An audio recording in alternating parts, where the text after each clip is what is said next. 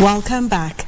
Now, this year's budget has been increased to 3.67 trillion shillings from 3.34 trillion shillings in the 2022-2023 financial year.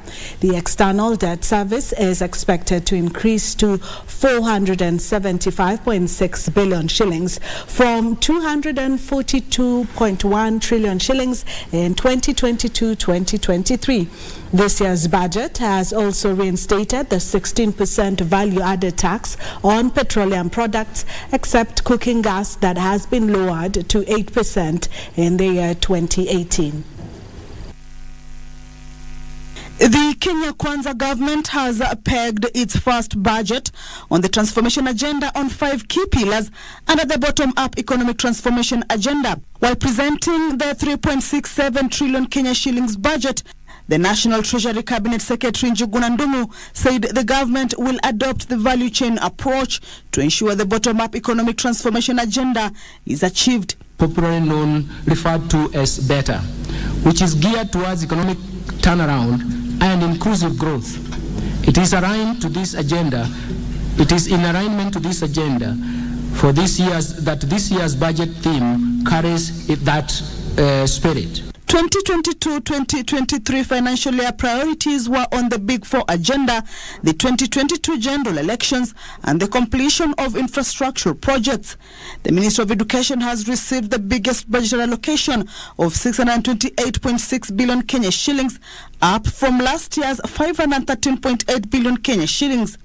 The Kenya Kwanza government seeks to reduce borrowing, especially external borrowing, that has been limited to 20% of the total borrowing.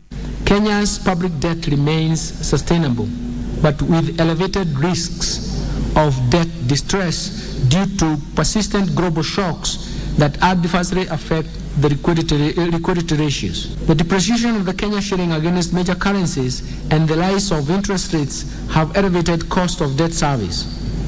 Further, the depreciation of the currency has increased the size of the public debt stock, as half of the public debt is actually denominated in foreign currency. To this effect, the government has been forced to broaden its tax base, introducing the 1.5% housing tax, the 5% taxation on creative content creators, the increased turnover tax from 1% to 3%, and VAT on petroleum products, with the exception of cooking gas, from 8% to 16%.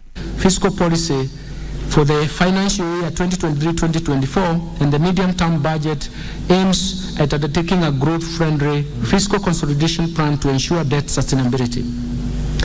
This will be achieved through improved revenue collection, primarily through broadening of the tax base and containing overall expenditure to target set, while prioritizing higher impact social and investment expenditure. The fiscal deficit is expected to reduce by 718 billion Kenya shillings in the 2023-2024 financial year from 840.9 billion Kenya shillings in 2022-2023 financial year. Ksh3.67T for Prime Edition.